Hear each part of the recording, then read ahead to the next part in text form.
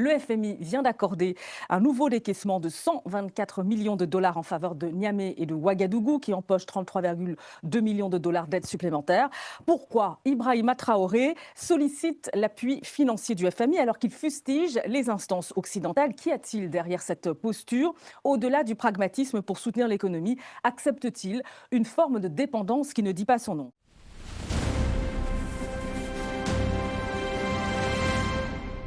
Alors qu'Ibrahim Traoré s'est longtemps présenté comme un défenseur de la souveraineté et de l'indépendance financière du Burkina Faso, le pays vient pourtant de recourir à un prêt du FMI.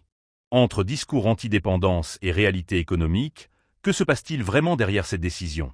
Dans cette vidéo, nous allons décrypter les faits et comprendre pourquoi, malgré ses promesses, le Burkina Faso a choisi de s'appuyer sur l'institution financière internationale. Et où est la rupture promise par Ibrahima Traoré, qui revendique l'héritage de Thomas Sankara? Il s'identifie au personnage ou adore l'être d'ailleurs. On commence avec vous, Abdelkarim. Oui, discours très émouvant et discours intemporel, hein, c'est toujours valable aujourd'hui. Des paroles, on peut dire, précurseurs, il a vu loin. Donc maintenant, la seule différence, vous avez posé la question, qu'est-ce qui a changé? Euh, Beaucoup de choses ont changé depuis. Déjà, ça fait presque 40 ans que Thomas Sankara a prononcé ce discours dans un contexte assez dramatique pour l'Afrique et l'économie africaine parce que c'était la période des années 80-90, la période d'ajustement structurel imposée par les FMI aux États africains et ça a fait très très mal à notre économie, à nos sociétés, à nos États parce que c'était justement cette imposition vraiment de la restructuration forcée au détriment justement des politiques nationales qui vont vers la santé et l'éducation. Donc ces priorités de ces hommes politiques et ces États n'ont pas été mises en avant, mais plutôt des indicateurs macroéconomiques qu'il faut absolument équilibrer pour pouvoir être solvables sur le plan international.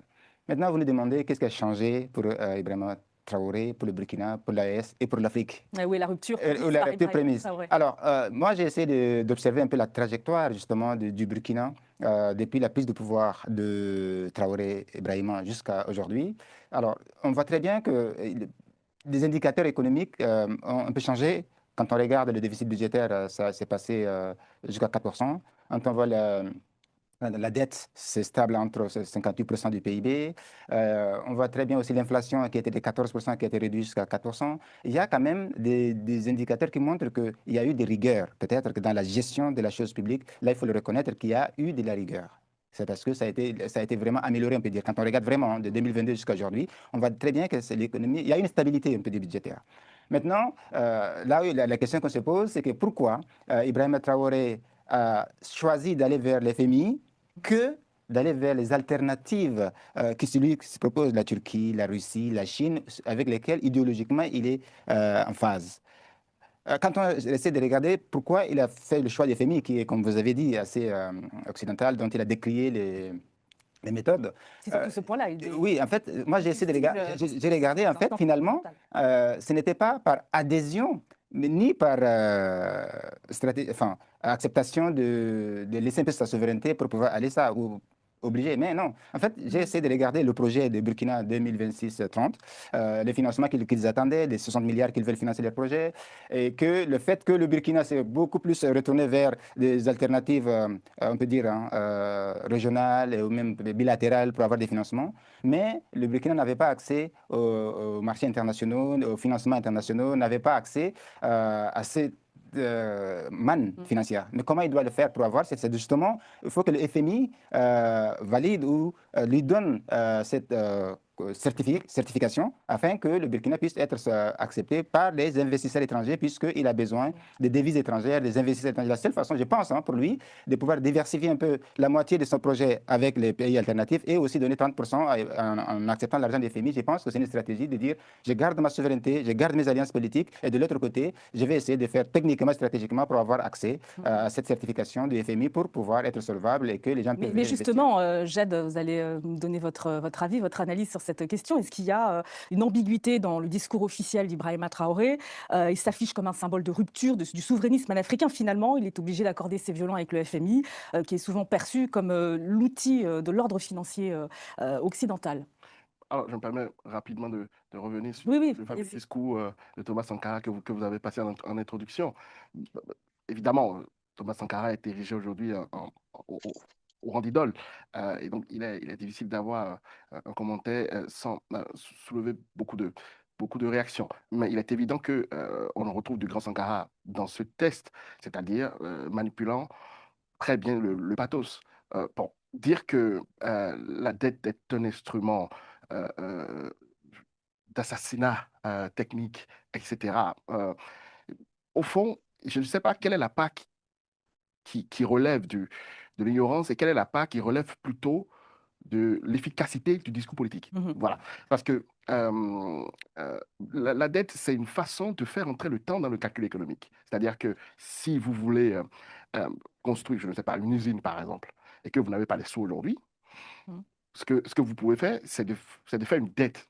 Donc, de faire entrer, au fond, vous avez deux façons. Soit vous épargnez jusqu'à avoir le montant, et là, vous faites l'usine, au moment où vous avez l'épargne, donc ça peut vous prendre 2, 3 ans, mais vous pouvez avoir ce montant-là aujourd'hui. Donc, vous faites rentrer le temps dans le calcul économique. Mhm. Bon, personne n'oblige aucun État à faire de la dette. Personne.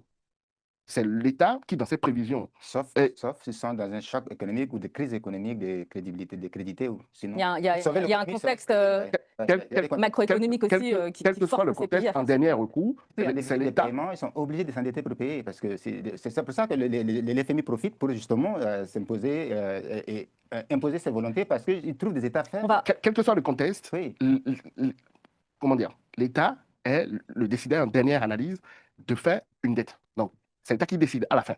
Bon, ça, c'est un point. Et je vais revenir sur votre question maintenant, qui est, au fond, est-ce qu'il y a une ambiguïté? Évidemment qu'il y a une ambiguïté. Et c'est le bon mot, parce que ce n'est pas une hypocrisie, c'est une ambiguïté. Évidemment, sur le plan politique, il est difficile, c'est euphémique de dire que l'État burkinabé est en aménité avec les puissances occidentales. Donc, n'est pas du tout, pardon, en aménité avec les puissances occidentales. Mais il est clair que sur le plan technique, il y a des enjeux de sécurisation du cadre macroéconomique et de sécurisation du cadre de l'environnement des affaires. Donc, il y a une coopération technique sur le plan macro. Donc, euh, incontournable pour un pays enfin, comme le Burkina Faso. incontournable, Le Niger a pris les devants. incontournable comme fin, mais pas incontournable comme moyen, le FMI.